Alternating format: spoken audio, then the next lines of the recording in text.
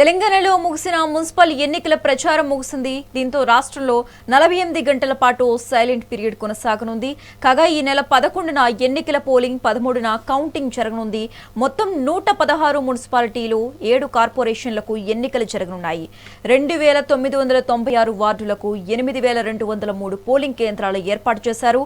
ఎన్నికల బరిలో 12993 మంది అభ్యర్థులు పోటీ పడుతుండగా పోలింగ్ కేంద్రాల్లో వెబ్ కాస్టింగ్ ఏర్పాటు చేశారు. ఇక రాష్ట్ర వ్యాప్తంగా 52.43 లక్షల మంది ఓటర్లు ఓటు హక్కు వినియోగించుకున్నారు. కాగా ఇప్పటికే పోలింగ్ కు సర్వం సిద్ధం చేసిన అధికారులు 25,000 మంది పోలీసులతో బందోబస్తు ఏర్పాటు చేశారు.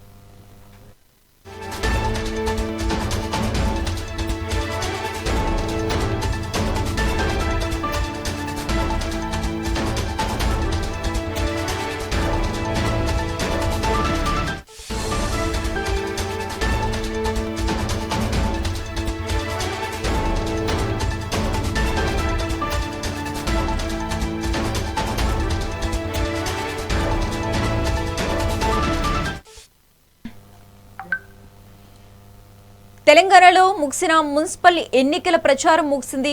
దీంతో రాష్ట్రంలో 48 గంటల పాటు సైలెంట్ పీరియడ్ కొనసాగనుంది.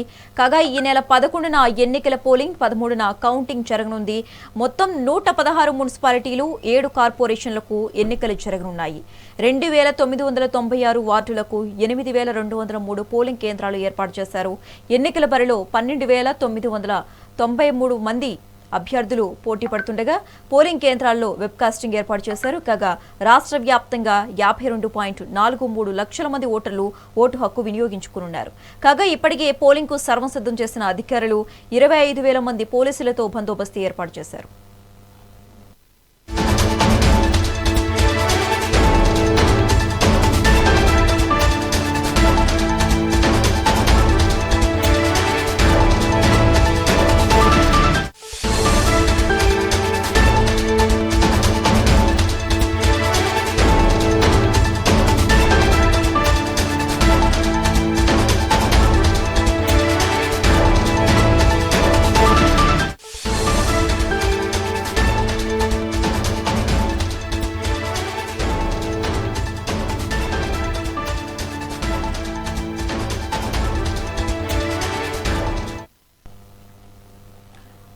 తెలంగాణలో ఒకే విడతలో ఎన్నికలు జరగనున్నాయి. ఆల్రెడీ మున్సిపల్ ఎన్నికల ప్రచారం కూడా ముగిసింది.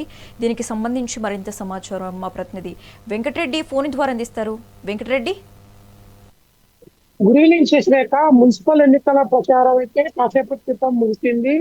హోరాహోరీగా రాజకీయ సమరం అయితే తాత్కాలికంగా ముగిసినప్పటికీ కూడా ఎల్లుండి జరగబోయేటువంటి పోలింగ్ పై ప్రధానంగా అభ్యర్థులు, అదేవిధంగా ప్రధాన రాజకీయ పార్టీలను కూడా దృష్టి సారించాయని చెప్పొచ్చు.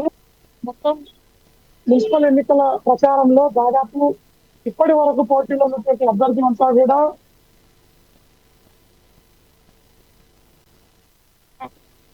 బహిరంగ సభలతో పాటు ఇంకా ప్రత్యేకంగా కూడా ఇక ఓటర్లను ప్రసన్నం చేసుకున్న పనిలో అయితే పడుతున్నట్టుగా సమాచారం అయితే వస్తుంది. ముగిసిన తర్వాత ప్రస్తుతం ఇప్పుడు మైకులన్నీ కూడా మూగబోవడమే కాకుండా ప్రచార వాహనాలన్నీ కూడా షెడ్లకు తరలించారు.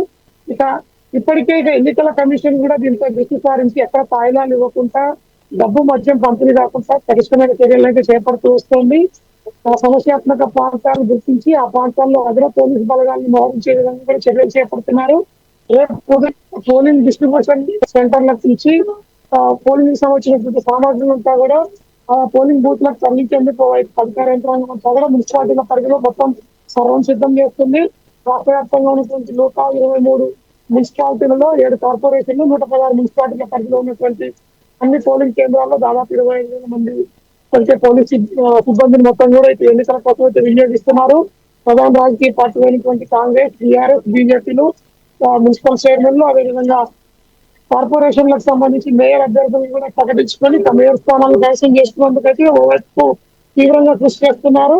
ప్రచారం ముగిసింది. 48 గంటల ముందు పోలింగ్ కి సంబంధించి ఎక్కడ కూడా ప్రచారానికి సంబంధించిన వాహనాలు ఏవి కనపడద్దంటే ఇప్పటికే ఎన్నికల సంఘం ఆదేశాలు జారీ చేయడంతో పాటు మున్సిపల్ పరిధిలో ఓటర్లు కానీ బయట నియోజకవర్గాలకు సంబంధించి లేదా బయట మున్సిపాలిటీలకు సంబంధించినటువంటి ఓటర్లు ఎవరు కూడా ఆ ప్రాంతంలో ఉండొద్దంటూ కూడా ఆదేశాలు జారీ చేయడంతో కూడా ఇతరులు ఎవరు కూడా ఆ ప్రాంతాల్లో ఉండకుండా బయటకు వెళ్ళిపోతున్న పరిస్థితి ఉంది. ఇక ప్రస్తుతం అయితే ఇక సర్వేలెన్స్ టీమ్స్ ద్వారా అధికారులు అయితే ప్రత్యక్షంగా కూడా సీసీ కెమెరాలతో పర్యవేక్షిస్తున్నారు. స్టాటికల్ సర్వేలెన్స్ తో పాటు ఇంకా సమస్యాత్మక ప్రాంతాల్లో అదనపు పోలీసు బలగాలను మోహరించి కూడా ప్రశాంతమైన వాతావరణంలో మున్సిపల్ ఎన్నికలు జరిపేందుకు అధికార యంత్రాంగంతో పాటు ఎన్నికల కమిషన్ తీవ్రంగా కృషి చేస్తోంది. ఇప్పటికే పలు వార్డుల్లో ఇక డబ్బులు అదేవిధంగా మద్యం పంపిణీకి ఆయా రాజకీయ పార్టీలతో పాటు స్వతంత్ర అభ్యర్థులు కూడా ఎక్కువగా పాల్పడుతున్నట్టు ఎన్నికల కమిషన్ కు ఫిర్యాదు అందడంతో దీనిపై అయితే ఎన్నికల సంఘం దృష్టి సారించిందని చెప్పొచ్చు.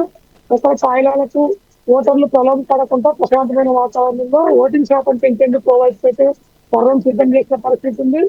రేపు ఉదయం 7 గంటల నుంచి సాయంత్రం వరకు ఎల్లుండి జరగబోయేటువంటి పోలింగ్ కి సంబంధించి ఆయా పోలింగ్ బూత్లకు సంబంధించిన పోలింగ్ సామాగ్రిని మొత్తం అదేవిధంగా సిబ్బందిని మొత్తం కూడా అక్కడికి పంపించే విధంగా ఏర్పాట్లు అయితే కొనసాగుతున్నాయి. దీనిపై ఇప్పటికే టాటికల్ సర్వే లైన్స్ ఎక్కడికెక్కడ కూడా కఠిన నిబంధనలు అమలు చేస్తూ వాహనాల తనిఖీలు కూడా కొనసాగిస్తోంది. అదేవిధంగా రాష్ట్రీయ సమావేశాలు ఎక్కడ జరిగినా కూడా దానిపై ఫోకస్ పెట్టినటువంటి ఎన్నికల కమిషన్ ప్రత్యేకంగా పోలీస్ బలగాలను మోహరించి ఎలాంటి అవాంఛనీయ ఘటనలు జరగకుండా ప్రశాంతంగా ఎన్నికలు జరిగేందుకైతే ఓవైపు సర్వం సిద్ధం చేస్తున్న పరిస్థితి ఉంది. Srikanth. Thanks for the updates Venkatareddy.